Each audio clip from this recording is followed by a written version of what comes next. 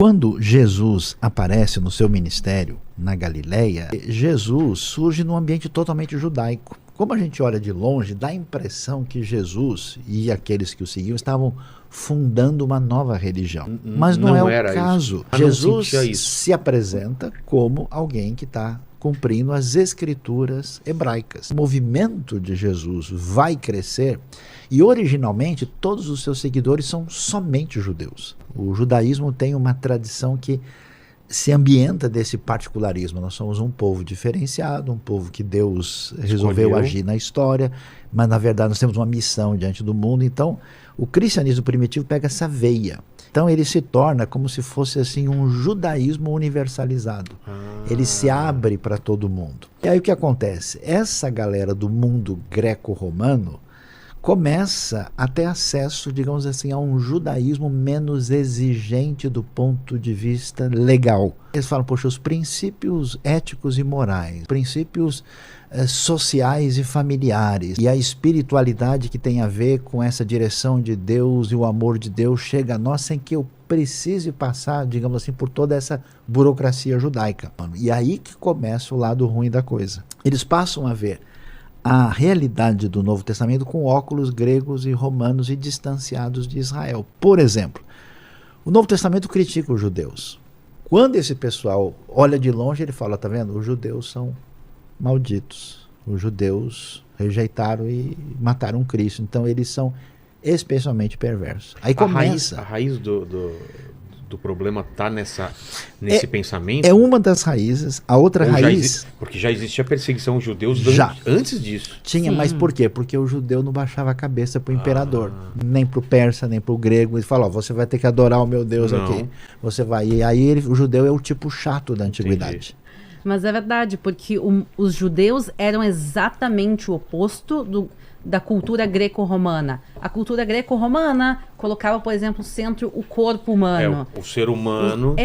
O ser humano e o corpo. Então, os esportes nus e a perfeição do corpo humano. E o judaísmo diz, pega leve, se veste. O foco não é o corpo físico, e sim é Deus, é a alma.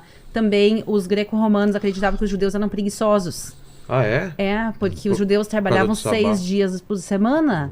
O mundo greco-romano não tinha o conceito do sábado, do dia de descanso.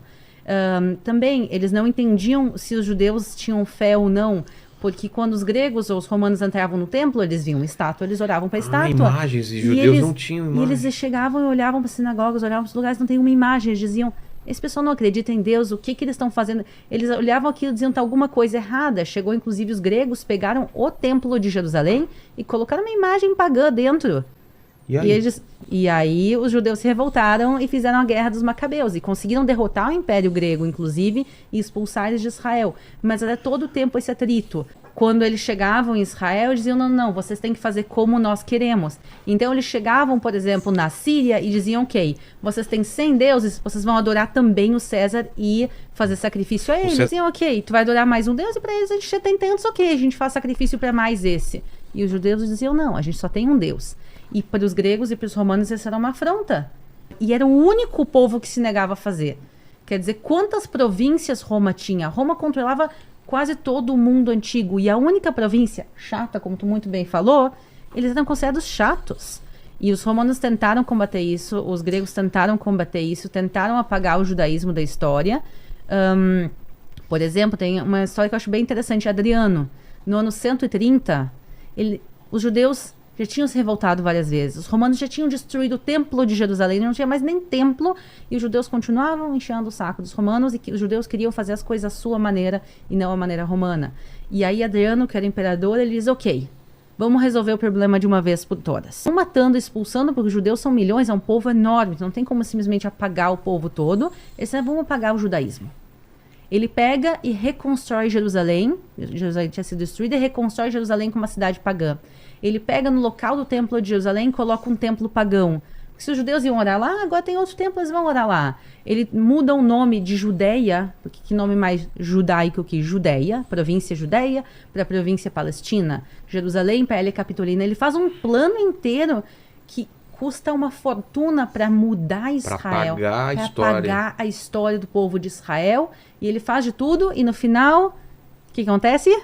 os judeus se rebelam mais uma vez. 2 anos depois dessa reforma em Israel, essa reforma política, geográfica, arquitetônica, religiosa, os judeus se rebelam, e aí Adriano disse, ok, cansamos, e aí ele vai matar e expulsar a maior parte dos judeus de Israel. Uma Entendeu? carnificina, uma destruição horrorosa. A gente sempre fala da destruição do ano 70, que destrói o templo como a pior. Não foi a pior foi a destruição de Adriano.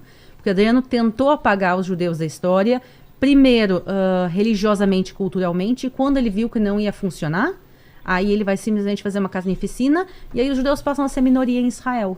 Por Adriano, não antes, vai ser só a partir do ano 136 que os judeus passam a ser minoria, até 1948. Quer dizer, até a independência do Estado moderno de Israel. A gente está falando aí de um período de 1900 anos que os judeus vão passar a ser minoria.